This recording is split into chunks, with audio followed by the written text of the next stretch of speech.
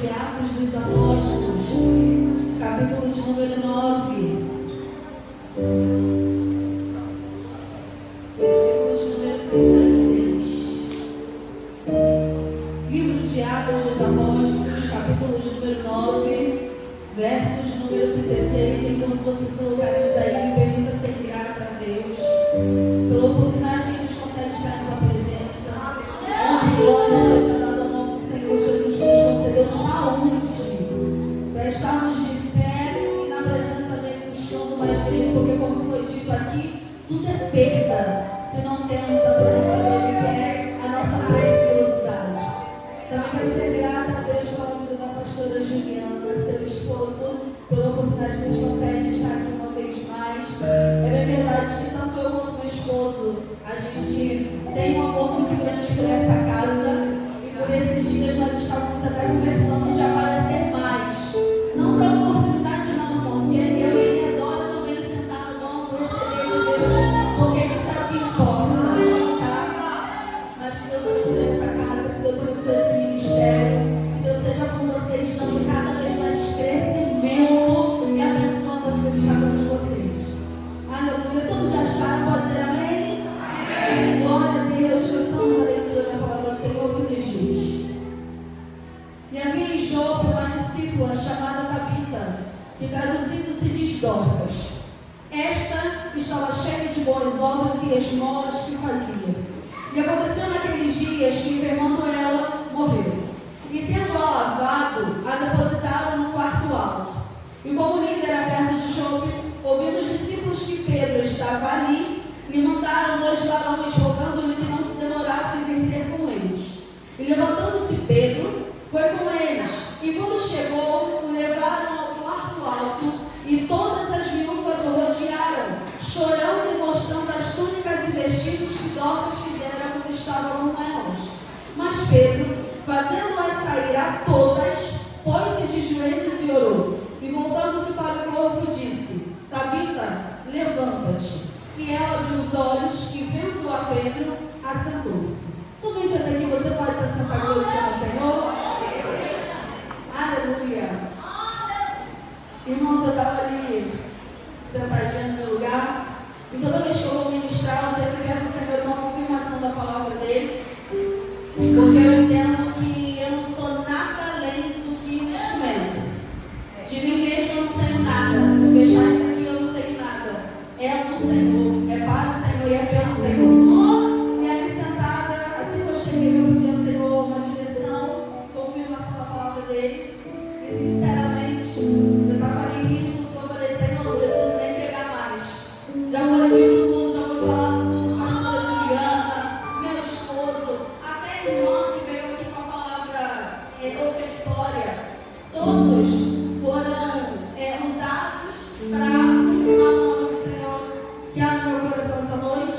Então eu quero ser bem breve, mas eu te convido a redobrar a sua atenção para não perder nenhuma vírgula daquilo que o Senhor quer falar conosco essa noite. Amém?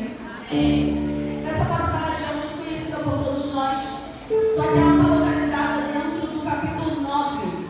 No capítulo 9, se você bem observar, eu creio que você conhece até melhor do que eu.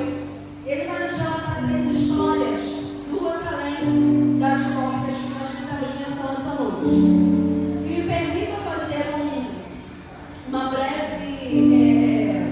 breve resumo dessas 3 histórias para que vocês entendam aonde eu quero chegar.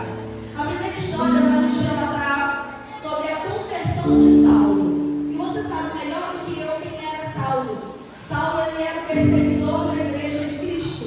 Saulo era alguém que, como diz o primeiro versículo do capítulo 9 de Atos, ele respirava ameaças de morte contra o povo de Cristo, contra o povo de Deus, contra todos aqueles que reconheciam a Cristo como o único e suficiente Salvador, contra todos aqueles que observavam a Jesus e diziam: esse de fato é o Messias, é o esperado, é o aguardado das nações. Então Saulo é alguém que ele dedica a sua vida a aprender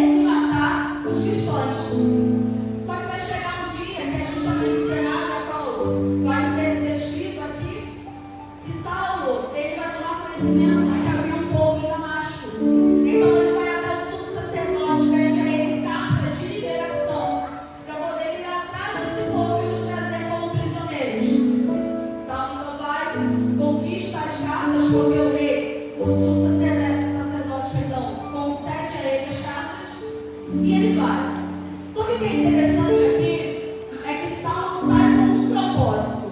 E qual é o propósito? Prender e matar. Só que no meio do caminho, quando ele está próximo de chegar na cidade, onde ele vai realizar, colocar o plano dele em prática, o texto é claro em dizer que veio como um esplendor do céu, cercou a Saulo e ele caiu no chão. E no meio daquele momento ele ouve uma voz vinda do céu que dizia: Saulo, Saulo, por que me persegues? E Saulo, desesperado, vai olhar e vai perguntar: Senhor, mas quem és? E aquela voz mansa e suave vai dizer: eu sou Jesus, a quem tu persegues. Saulo vai dizer então: Senhor, mas o que queres de mim? E Jesus vai dizer: levanta e entra na cidade e te direi o que farás. E aqui eu acho interessante porque, como eu disse e repito, Saulo sai com uma estratégia, com um propósito no seu coração: prender e matar. Só que no meio do caminho, prestes a entrar na cidade, Deus entra em cena no cenário da história. Além de Jesus, naquele encontro com ele ali, falar face a face com ele, de maneira a não usar instrumento, você percebe no texto que Jesus falou diretamente com Saulo. Saulo não precisou ouvir através de um profeta, através de um sacerdote, não. Foi Jesus falando direto ao coração dele, aos ouvidos dele. Jesus não só permite que Saulo tenha um encontro com ele, como também quebra toda ameaça que existia de prisão e de morte e transforma a vida de Saulo. O que Deus está dizendo para pessoas nessa noite, que já não adianta para uma esposa, eu só vou reiterar, é que toda ameaça de morte, até mesmo de prisão, está sendo quebrada e lançada no inferno nessa noite, porque todo aquele que se levanta contra mim, contra ti, tem que bater e retirar do mundo por 7 caminhos, pois maior é aquele que peleja por nós, maior é o Deus dos exércitos que habita na minha tua vida e peleja pelas nossas vidas. Jesus então transforma a vida de Saulo para sempre a partir daquele momento. Só que mais à frente a gente vai ver uma outra história com um outro personagem. Agora, o texto vai nos relatar que nas muitas viagens de Pedro, nas suas idas e vindas, vai ter um momento que ele decide visitar os irmãos que estavam na cidade de Lida. E ao chegar lá, ele se depara com uma situação. Um homem paralítico que vivia em cima de uma cama há 8 longos anos. Um homem que não tinha liberdade como eu e você de ir e vir. Um homem que não era independente como eu e você. Pelo contrário, ele era dependente da ajuda das pessoas, do que pessoas poderiam fazer por ele. Só que quando Pedro chega na situação, ele olha e ele nem espera o homem dizer que precisa de algo ou que quer algo, não. Pedro só de olhar para a situação ele já diz: Enéas, Jesus te dá saúde, levanta e arruma a cama. Aqui eu já tiro uma lição para as nossas vidas, que é: somos filhos de um Deus vivo. E todos nós carregamos promessas, mas também carregamos poder e autoridade dos altos céus. Então, Deus nos permitirá nos depararmos com cenários no qual não é para nós ficarmos indiferentes. Haverá situações que o Senhor irá nos colocar no meio para ver qual será o nosso posicionamento. Como foi cantado aqui, se iremos adorar ou questionar, se iremos adorar ou murmurar, se iremos dizer: Deus, seja feita a tua vontade, ou iremos começar a reclamar, questionando sobre o cenário, se iremos declarar a Deus: se o Senhor quiser, me cura, ou se iremos nos esconder e deixar de fazer aquilo que o Senhor nos ordena. A palavra de Deus no livro de Marcos 16 diz: ide por todo mundo e pregai o evangelho a toda criatura. E às vezes Deus permite que no mercado, numa fila de mercado, alguém pare do nosso lado precisando só de uma palavra e a gente não fala. Como ouvirão se não há quem pregue? Como ouvirão se Deus está levantando profetas estão se acovardando? É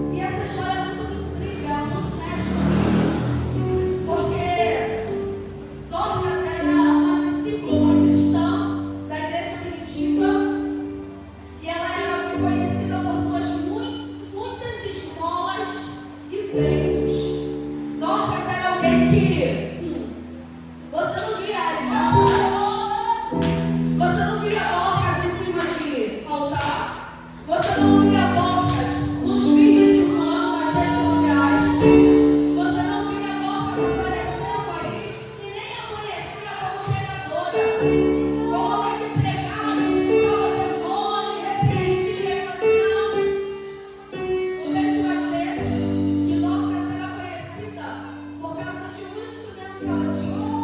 Era conhecida pelo que fazia. Dorcas não era conhecida por ser uma excelente pregadora, mas era conhecida por ser uma utilidade na casa de Deus. Dorcas fazia e costurava vestidos, túnicas para órfãos e viúvas que tinham necessidade.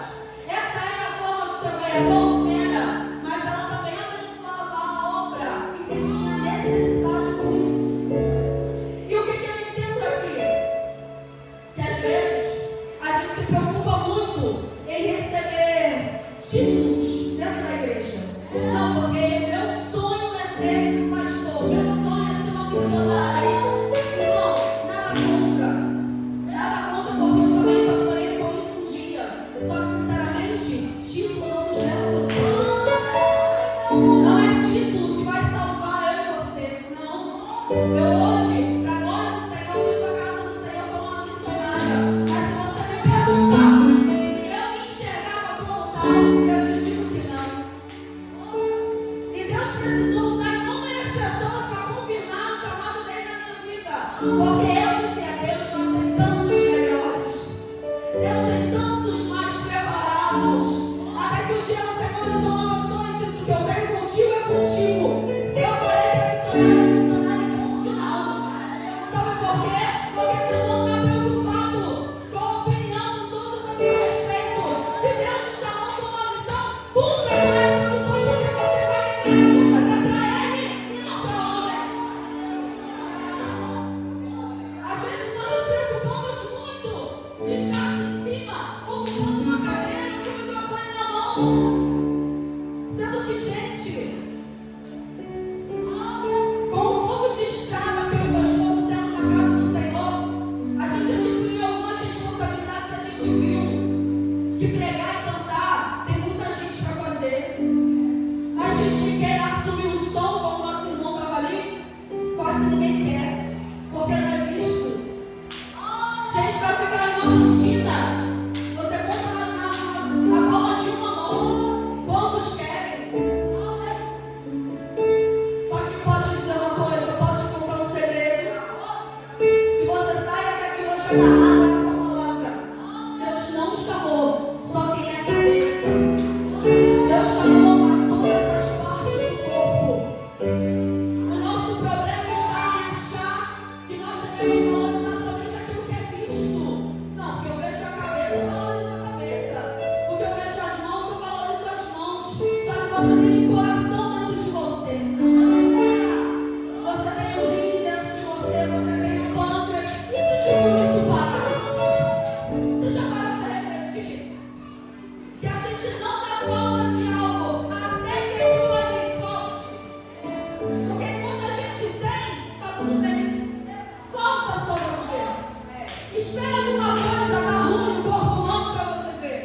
Só que o nosso problema, eu não digo aqui, mas lá fora, é que hoje em dia tem muita gente preocupada com o corpo físico, querendo deixar bonito e tá buscando estética, quando na verdade a gente tem que buscar saúde para dar continuidade à obra de Deus na tua vida na terra. Porque se por acaso hoje você der importância somente àquilo que é visto, amanhã ou depois algo que não é visto pode parar de funcionar. E aí como é que vai ficar o chamado de Deus? E aí como é que vai ficar aquilo que Deus te entregou como responsabilidade para ser feito? Quem é que vai fazer? Sabe uma coisa que eu acho interessante? Existe um texto na Bíblia. Depois você pode ler em casa. Está no livro de Juízes, capítulo de número 1. Vai contar a história de um rei. Ele tinha uma estratégia para ir para as guerras. Qual era a estratégia? Ele arrancava os dedos polegares das mãos e dos pés dos seus inimigos. E isso é muito interessante, por quê? Porque os dedos das mãos, os polegares, eles simbolizam força.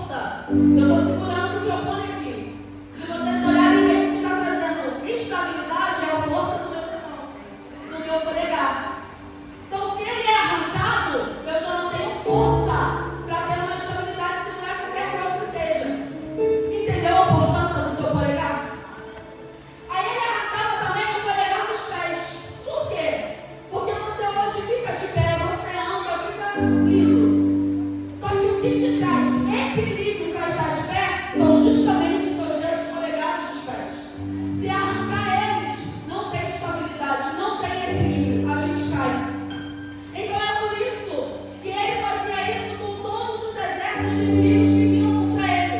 Só que a palavra de Deus diz que no dia como ele foi pego, Deus o retribuiu tudo que ele fazia. Arrancou seus dedos polegares também. Então eu posso te dizer algo: comece hoje a valorizar tudo que o Senhor entregou em tuas mãos. Seja um, seja dois, seja 5 talentos. O que Deus deu a você é inegociável. Faça como se para o Senhor. Mas é para Ele que tu vai prestar conta. E outra, teu pagadão é de homem, é de Deus. Essa mulher fazia como se para o Senhor. Porque infelizmente a gente vê, mais ou menos eu repito aqui não, porque aqui a gente conhece um povo de coração voluntário e grato ao Senhor. Mas nas igrejas onde a gente anda por aí, a gente vê um povo que fala muito sobre prosperidade, que quer prosperar, que quer mais promessas de Deus se cumprir. Só que na hora de abençoar o reino, a mão é retida. Para ser abençoado, a mão está aqui, disposta para receber. Mas para abençoar, as pessoas escondem as mãos. E essa mulher nos ensina que mais do que fazer para ela fazia pelos outros. Porque isso foi o que Jesus nos ensinou. Ame o seu próximo como a ti mesmo. Quando deres de beber a alguém, estarás saciando a sede do mestre. Quando deres de comer a alguém, tu estarás alimentando o próprio mestre. Quando fores vestir alguém, tu estarás vestindo o mestre. Então, quer comais, quer bebais, tudo façais para a glória do nome do Senhor Jesus. Porque Ele tem observado as nossas obras, tem observado as nossas ações e atitudes. Hoje, para a glória do nome do Senhor, as pessoas acabam me taxando como bombril, mil e utilidade. Porque aonde me colocar, não é que eu saiba fazer tudo, sou imperfeita, humana e falha. Mas aonde me colocar, se me colocar, eu sei que é porque Deus está confiando algo a mim ali e eu posso fazer frutificar. Então, falei. Porque a gente precisa entender de uma vez por todas que a obra não é sobre nós, não é sobre placa de igreja, não é sobre cargo eclesiástico, é sobre o Rei dos Reis, que está acima de todas as coisas, contemplando as nossas obras e as nossas ações, e que breve virá. E essa mulher então é reconhecida e conhecida por suas obras, por tudo aquilo que ela faz. Ela vestia órfãos e viúvas, e com isso ela também realizou muitos laços, ela criou muitos laços com as pessoas. Só que vai chegar um dia que essa mulher vai adoecer. Ela adoece e morre. Só que o que eu acho lindo é justamente isso aqui. Esse povo criou um carinho por ela, por aquilo que ela havia feito, pela forma de conquistar as pessoas, pela forma de evangelizar as pessoas. Com isso, o povo vai observar a situação, só que eles não vão se conformar com a situação. O que eles vão fazer? Eles vão pegar o corpo de Dorcas, vão lavar e vão levar para o porto lá. Isso me intriga, porque eu lembro de Romanos 12, onde Paulo vai nos dizer: não vos conformeis com as coisas deste século, mas transformai-vos pela renovação do vosso entendimento. Deus está nos dizendo essa noite que Ele tem nos levantado do papel submetido à chamada dele, mas não é para nos colocarmos como as tribais desse mundo. Nós devemos andar na contramão deste mundo, fazendo o quê? Aquilo que a palavra nos ordena. Ele não te chamou para ser igual, Ele te chamou para ser diferente, fazer a diferença. Seja só uma luz, meu irmão, dentro daquele trabalho, dentro daquela casa, dentro daquela faculdade, daquela escola, aonde pode transformar pela renovação da nossa mente, do nosso entendimento. Esse povo não se conforma. Porque aí você sabemos bem que aqui no plano terreno natural, qual é a lógica? Morreu, segue-se o juízo. É procurar um caixão e enterrar. Essa é a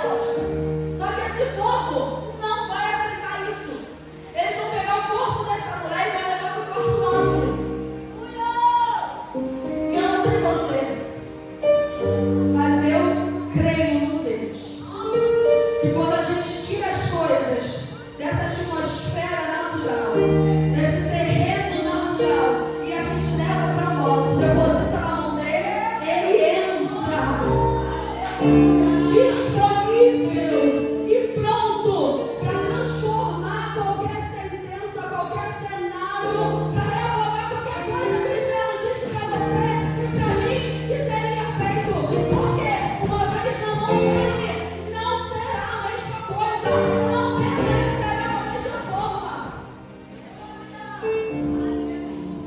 O povo vai chamar Pedro.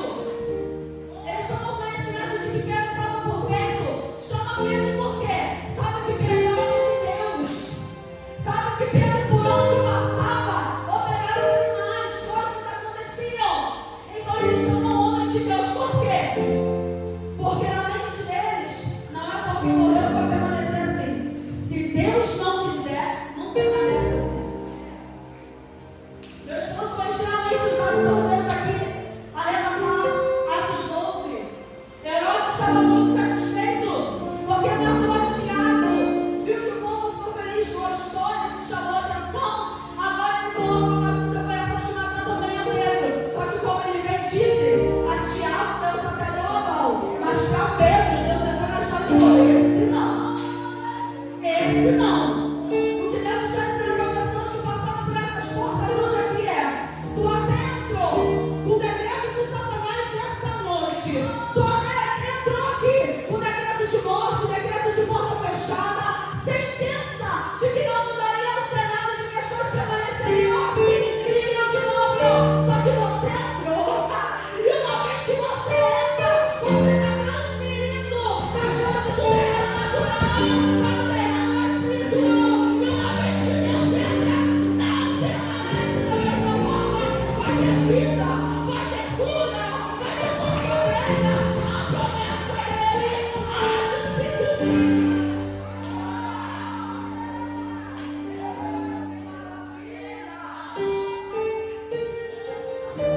Foi transferido. Você mudou. Tirou do terreno natural. A oração aqui foi muito profética. Você realizando quando a diaconisa.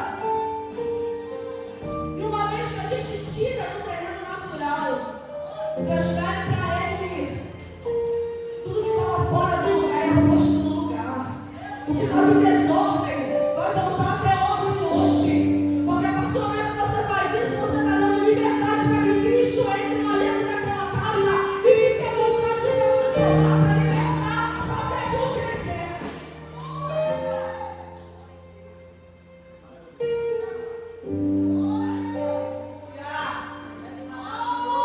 Isso me mexe comigo.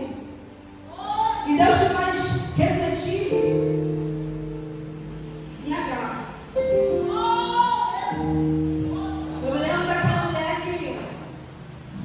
Quem era Agar, gente? Era uma egípcia, serva de Abrão, Sarai. Era alguém que foi levada para a casa deles para servir a eles. Só que Abrão um dia vai orar ao Senhor e vai dizer: Senhor, não vai me dar um filho. Eu não tenho filho, eu não tenho descendente. Ele até cita o servo dele, Damasceno Eliezer. Só que Deus vai fazer uma promessa para Abrão: te darei um filho, um descendente.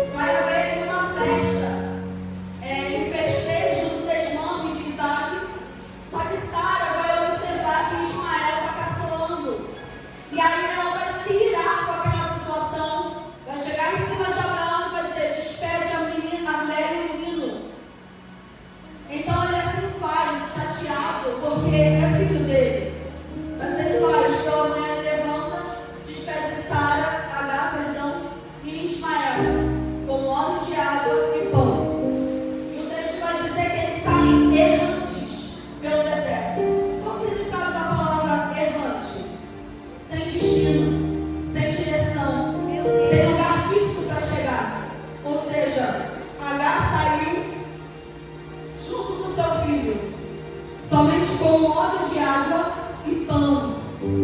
Para onde? Para um lugar que ela nem sabia onde ficava. Ela não sabia para onde ir, ela só estava indo.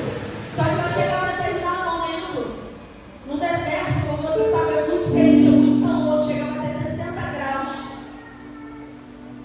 Vai chegar um momento em que a água vai acabar. E nesse momento, Agar vai ter uma reação que pra gente é muito brusca, é muito escandalosa. Agar pega o seu filho e lança debaixo de uma árvore.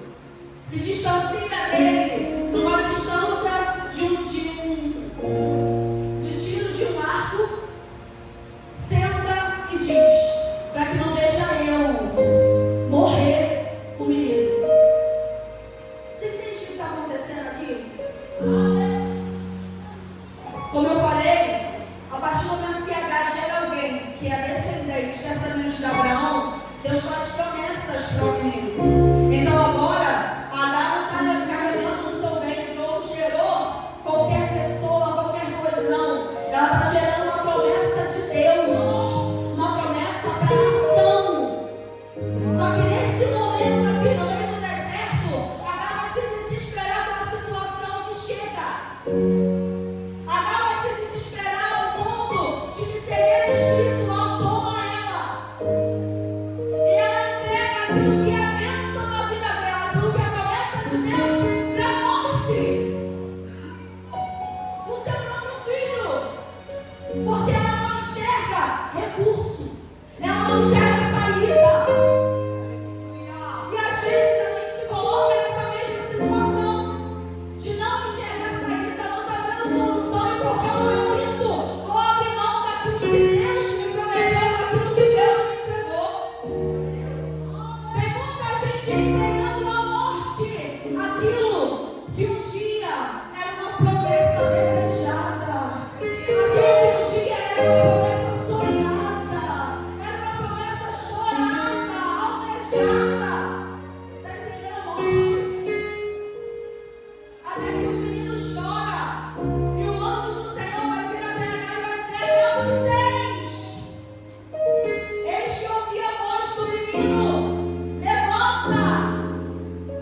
Deus teve que intervir na situação para mostrar para Agar que a morte não é a solução, a morte não é a saída. E Deus está dizendo para homens e mulheres aqui essa noite: a morte não é a saída, a morte não é a solução. Ah, mas o caos chegou, mas o deserto chegou. Ei, Deus diz para mim que não passar por desertos e provações, mas até no deserto tem vida. Deus abre os olhos de Agar e a faz enxergar um poço de água no meio do deserto. Talvez para aquela mulher o desespero bateu, porque ela não tinha um homem, uma figura masculina que viesse a ser o provedor da casa, que viesse atrás de mantimentos, das coisas necessárias, e por isso ela pode ter se desesperado, não sei. Mas eu posso falar uma coisa: aquele que nos guarda não dorme, ele não pisca, ele não tosqueneja, ele te fez a promessa, ele cumpriu a promessa. Acaso ele te abandonaria agora? E eu não digo isso só para vocês não, irmãos, porque eu estou muito bem contada nisso aqui. Eu sei por quantas vezes eu chorei por algo, pedi ao Senhor, Deus prometeu, realizou. Por alguma promessa na minha mão. Muitas vezes eu dizia: Deus, está muito pesado. Senhor, parece que está mais difícil agora que a promessa do que antes, quando eu estou esperando ela se realizar. Quantos de nós já acontece isso? De você olhar e pensar: não, era melhor quando não tinha. Era melhor quando era só promessa mesmo. Porque agora se concretizou, está muito pesado. Só que, gente, você conhece a Bíblia. Quanto mais é dado, mais é cobrado. Tu não pediu. Só que existe algo que o Senhor falou comigo, ministrou ao meu coração uns dias atrás. E eu tenho buscado todos os dias me pautar essa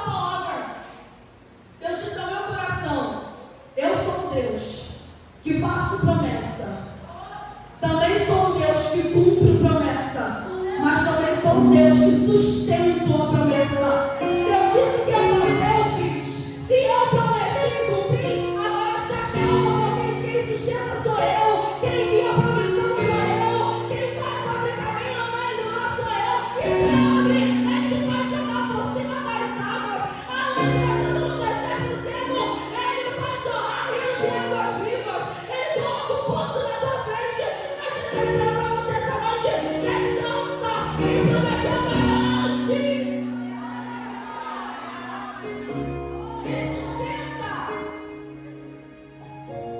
Só que a gente acha que uma vez que a promessa está realizada, que a promessa se cumpriu, vai ser só alegria. Como diz a letra da canção, só vai ser alegria. Só que não é bem assim não, irmão. Deus, ele nos prova o tempo todo que é para justamente saber onde está o meu e o teu coração. Você lembra de Abraão com Isaac? Do nada, Deus decide pedir para Abraão seu único filho. Agora ele não tem Ismael, ele só tem Isaac. Então ele é declarado único, até porque foi ele que foi a promessa. Deus do nada pede a Abraão me dar seu filho. E quando Deus pede, falando de uma forma mais clara, específica, Deus já mandando Abraão matar o filho dele. Abraão levanta, prepara as coisas, prepara uma equipe, vai para o lugar, sobe o monte, chega lá e prepara o lugar onde o menino ia ser deitado, o menino deita. E Deus permite chegar ao ponto dele levantar o cutelo. Para só então Deus bradar nos altos céus e dizer a Abraão: não precisa matar o menino. E aí aparece o cordeiro. Sabe o que Deus está dizendo para nós essa noite? Eu fiz a promessa, eu cumpri a promessa. Só que onde tem estado o teu coração? Em mim ou na promessa? Porque para todos aqueles que não se vão conhecer uma palavra verdade aqui, que entregam a Deus, sem olhar o tamanho, sem olhar o peso, só entrega de coração, só entrega o coração grato e contrito diante do Senhor, Deus faz infinitamente mais, irmão. Deus te dá alegria.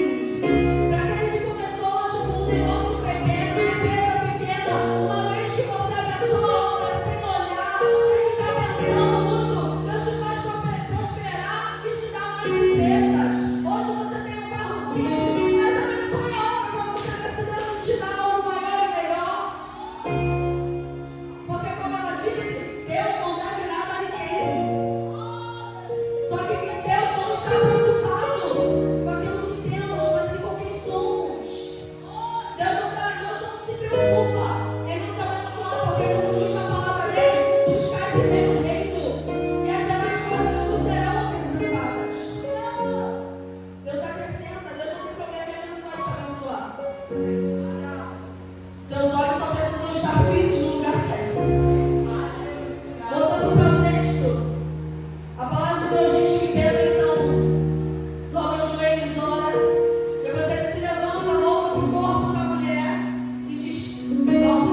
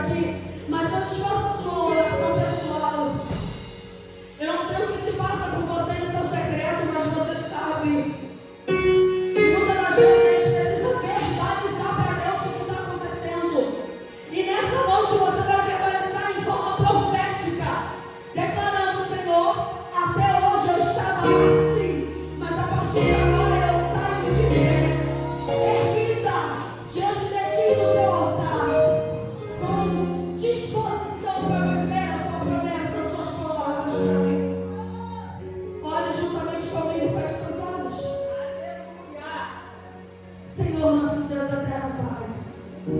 Te louvamos, Senhor Jesus, e te exaltamos por tua presença. Porque como já foi dito aqui, que a tua presença é real e notória em nosso meio. Te agradecemos, Senhor amado, porque o Senhor não falou com quem está ausente, o Senhor falou com quem está presente. Te agradecemos, meu Deus, e te honramos pelas tuas palavras. Pela tua palavra que foi liberada sobre as nossas vidas essa noite. Queremos declarar que nós tomamos posse de cada uma das tuas palavras. Senhor, em nome de Jesus, eu suplico a ti, ó Pai, cada promessa enterrada, desenterra hoje na vida dos meus irmãos. Se existe alguma promessa esquecida, abandonada, deixada para trás, Senhor, traz de volta. Desentude, Senhor, as promessas a respeito da vida dos seus filhos. Cada promessa que parece adequada ao esquecimento, por falta de, Senhor amado, possibilidade de realizar, por falta de forças de viver, por falta, Senhor amado, muitas das vezes até de recursos. Eu declaro em nome de Jesus que cada promessa seja reativada essa noite na vida dos meus irmãos. Senhor, em nome de Jesus, reanima os teus filhos. Exige, Senhor, a chama do teu Espírito para vivermos, Senhor, cada uma das tuas promessas, para vivermos as tuas palavras liberadas sobre as nossas vidas. Deus, em nome de Jesus. Exige, Senhor amado, reanima a nossa fé. Nos faça, Senhor Jesus, ter fé como um grão de mostarda. Oh, que nessa noite nós saiamos daqui, Senhor, crendo que se nós declararmos aonde vai daqui para lá, Ele agir. Porque esse culto hoje foi pautado nessa palavra. E nós tomamos posse da mesma. Deus, em nome de Jesus, nessa noite agora eu te profetizo que se entrou alguém aqui essa noite cabisbaixo, se entrou alguém aqui essa noite entristecido, se entrou alguém aqui essa noite, Senhor, com frieza espiritual, alguém desanimado da fé, alguém pensando em desistir, alguém, Senhor, até acamado, alguém adoentado, Senhor, alguém que precisa de voto de verdade, matar a incredulidade. Senhor, em nome de Jesus, levanta o teu povo, levanta esse homem, levanta essa mulher, levanta esse jovem, levanta essa criança, levanta, Senhor, um exército de sonhadores, levanta um exército, Senhor, de homens e de mulher, que vão viver as tuas promessas, que vão colher os teus feitos, vão colher os teus frutos, Senhor, e vão declarar que o Senhor fez. Concretiza as suas promessas, Senhor, sobre a casa dos teus filhos. Nós declaramos com voz profética que haverá libertação dentro daquela casa. Declaramos com voz profética que haverá a ressurreição de quem um dia já serviu e hoje não serve mais. Se existe alguém dentro daquela casa que está adormecido e nessa altura da morte,